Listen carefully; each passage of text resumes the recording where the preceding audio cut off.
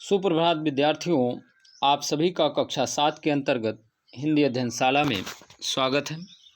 विद्यार्थियों, पाठ 5 जेल से लिखा पिता का एक पत्र, जिस पाठ के लेखक हैं पंडित जवाहरलाल नेहरू जी। विद्यार्थियों, आज आप सभी शेष कार्य को करेंगे। तो आइए देखते हैं क्या क्या करेंगे। बहुप्रतिभा सिद्धांत प्रश्न संख्या 13, कल्पना तथा अनुमान व मूल्य आधारित प्रश्नों को करेंगे। प्रश्न संख्या 13 के अंतर्गत दिया गया है निर्देश। विद्यार्थियों, सम श्रुति भिन्नार्थक शब्दों का अर्थ बताकर वाक्य बनाइए। तो अर्थ भी लिखना है और वाक्य भी बनाना है। तो इस प्रश्न का उत्तर आप सभी अभ्यास पुस्तिका में करेंगे, यानी अभ्यास पुस्तिका में लिखेंगे। शब्द क्या दिया गया है यहाँ पर आप देख रहे हैं। पाठ्य पुस्तक में आपके दो शब्द दिए गए हैं। पहला है ज़माना और दूसरा है जमाना। दोनों शब्दों का अंतर है। ज़माना का अर्थ है युग, अरसा या मुद्दत, यानी एक लंबा समय। जैसे वाक्य प्रयोग क्या होगा? ज़माना बदल गया है। क्या होगा? ज़माना बदल गया है। दूसरा है जमाना। इसका क्या अर्थ है? तो जमाना का अर्थ है तरल पदार्थों को ठोस बनाना। किसको? यानी जो द्रव है उसे ठोस बनाना। या दूसरा अर्थ होता है मजबूती से बैठाना। जैसे दूध जमाने पर दही बनता है, या पानी को जमाने पर बर्फ बनते हैं। दूसरा क्या वाक्य बना कि रोहन को इस शहर में अपना व्यापार जमाना पड़ा। तो जमाना का मतलब है मजबूती से बैठाना या तरल को ठोस बनाना। अगला शब्द है विद्यार्थियों समान, सामान। सामान का अर्थ है वस्तु या पदार्थ। क्या अर्थ है? वस्तु या पदार्थ। वाक्य प्रयोग क्या होगा? सीमा के थैले का सामान बहुत भारी है। क्या होगा? सीमा के थैले का सामान बहुत भारी है। आप अन्य वाक्य भी लिख सकते हैं, जरूरी नहीं कि इसी वाक्य को लिखें। दूसरा समान, देखिए दोनों में अंतर है। पहले में है सामान यानी वस्तु। आप यहाँ देख रहे हैं विद्यार्थियों कि यहाँ सामे बड़ा की मात्रा लगी हुई है। और दूसरे वाक्य में जो है, तो विद्यार्थियों समान का अर्थ है बराबर या एक जैसा। वाक्य प्रयोग क्या होगा? राजा को सभी के साथ समान व्यवहार करना चाहिए।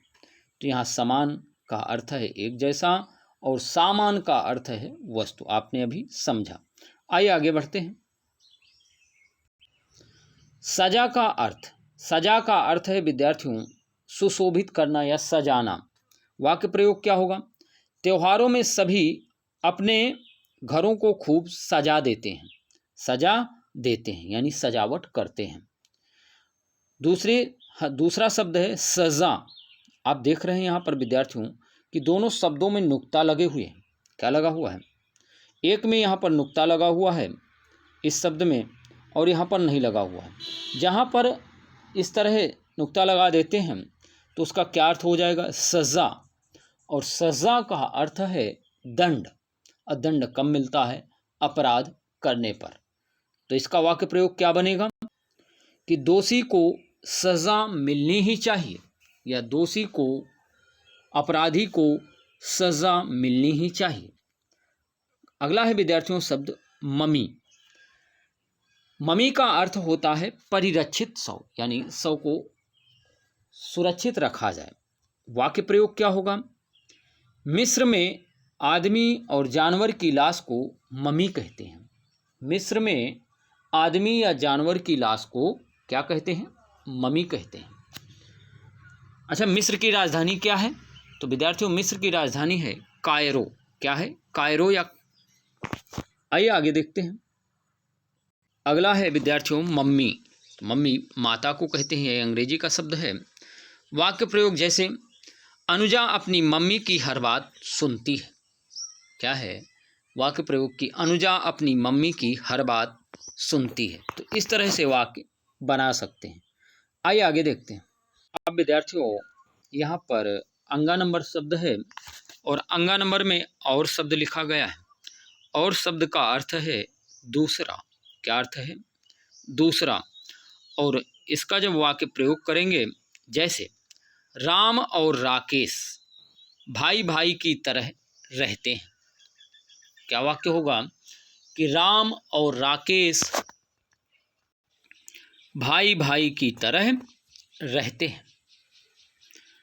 और दूसरा है और। आप देख रहे हैं, पहला शब्द है और दूसरा है और का अर्थ है दिशा या तरफ। क्या अर्थ है? दिशा या तरफ। इसका वाक्य प्रयोग करेंगे तो विद्यार्थियों, जब इसका वाक्य प्रयोग करते हैं तो इस तरह से वाक्य बनेगा, मोहित मयंक की ओर जा रहा है। क्या वाक्य बनेगा? मोहित मयंक की ओर जा रहा है। अगला शब्द है विद्यार्थियों छूना।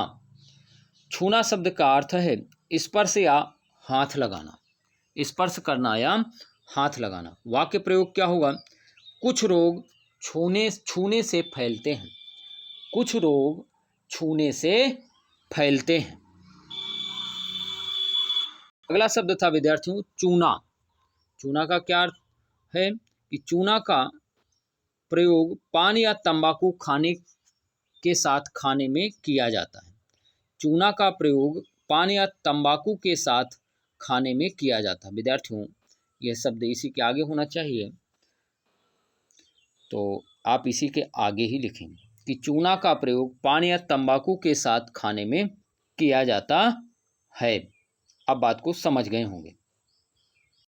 आइए देखते हैं बहुप्रतिभा सिद्धांत प्रश्न। बहुप्रतिभा सिद्धांत प्रश्न है विद्यार्थियों। पहला प्रश्न है, इंदिरा और किन नामों से जानी जाती थी? इंदिरा और किन नामों से जानी जाती थी? तो विद्यार्थियों, इस प्रश्न का उत्तर पाठ्य पुस्तक में ही लिखेंगे। तो विद्यार्थियों, इंदिरा को अन्य नाम जैसे थे, क्या नाम थे देखिए, तो इंदु नाम था। क्या नाम था? इंदु। इंदु। और दूसरा नाम था प्रियदर्शिनी। प्रियदर्शिनी। प्रियदर्शिनी भी कहा जाता था। प्रियदर्शिनी।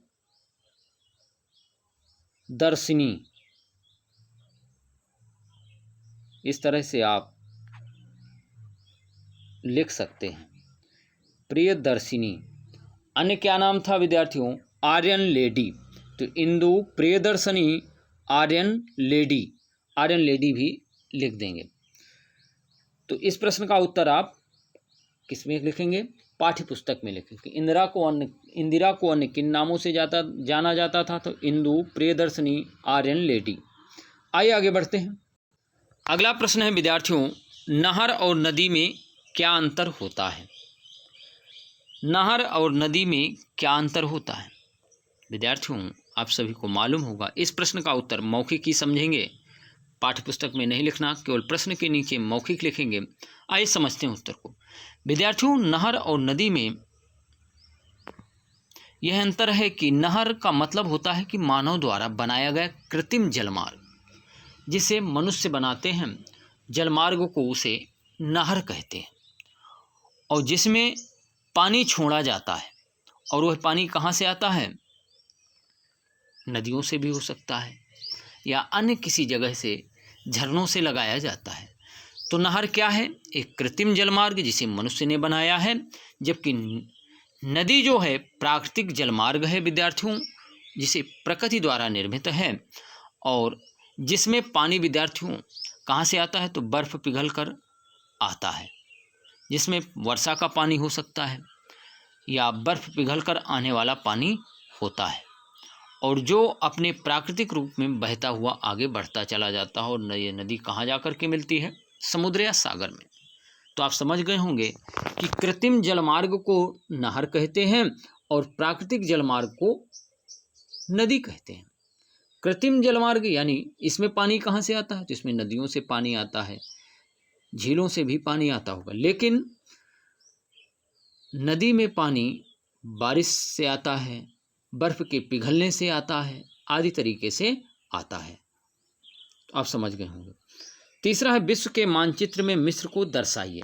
विद्यार्थियों, आप एटलस देखेंगे और वहाँ पर समझेंगे कि विश्व के मानचित्र में मिस्र कहाँ पर है। स्वयं से करेंगे इस प्रश्न को। अगला प्रश्न है, क्या आप पुनर्जन्म पर विश्वास करते हैं? इस विषय पर अपने विचार दीजिए। आप सभी इस प्रश्न के उत्तर को सोचेंगे कि क्या आप पुनर्जन्म पर विश्वास करते हैं। सभी लोग सोचेंगे। पुनर्जन्म का तात्पर्य है विद्यार्थियों फिर से जन्म लेना। अगर हाँ करते हैं तो हाँ लिखेंगे, अगर नहीं करते हैं तो नहीं लिखेंगे। मेरे विचार से हाँ करते हैं।